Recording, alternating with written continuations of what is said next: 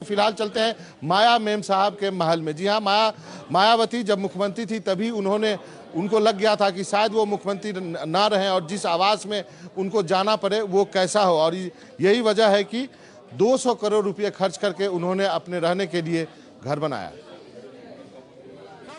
उनके गले में दौलत का हार है और वो खुद को दौलत की बेटी भी कहती हैं।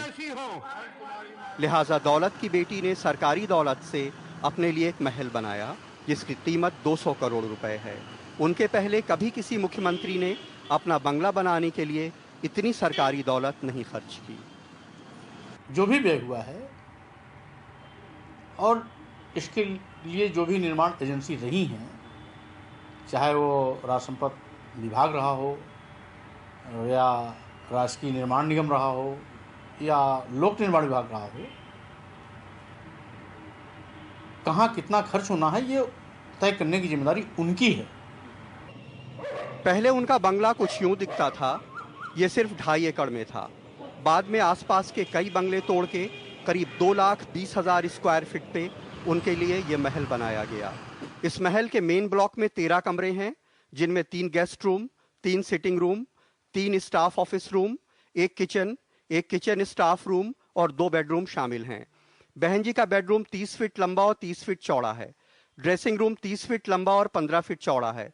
बाथरूम 18 फीट लंबा और 18 फीट चौड़ा है। सिटिंग रूम्स 20 फीट चौड़े और 30 फीट लंबे हैं। बेडरूम में 30 फीट की वार्डरोब है। ज्यादातर कमरे की दीवारें सिंथेटिक मार्बल से बनी हैं।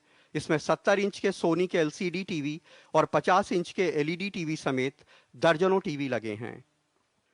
यही नहीं, बहन जी ने दिल्ली और लखनऊ में और भी कई बंगले बनाए हैं। तो जब मेरे पास आप लोगों का कई करोड़ रुपया गिफ्ट के रूप में आया तो आप लोगों को जानकर खुशी होगी कि आपके इन गिफ्ट के रुपयों से मैंने लखनऊ और दिल्ली में पुराना बना बनाया बड़ा बंगला खरीद लिया। बहन जी के महल के अलग अलग हिस्से उनकी पसंद नापसंद के मुताबिक करीब 2 दर्जन बार तोड़े और बनाए गए। यही वजह है कि इसमें सन 2007 से 2012 तक लगातार काम होता रहा। उनके महल के 2 गेट 1-1 करोड़ के बताए जाते हैं। ऑटोमेटेड गेट लगे हैं। फ्लोर माउंटेड कैमरे के साथ कार स्कैनर और CCTV लगे हैं। महल के बेसमेंट में 20 कारों की पार्किंग, ड्राइवर के 2 AC room, 2 car service centre हैं। महल में एक स्विमिंग पूल है। हाथियों, बहन जी और कांशीराम जी की मूर्तियां हैं और फव्वारे चलते हैं। लेकिन हरियाली ना के बराबर है। हर तरफ ग्रेनाइट का फर्श ही फर्श।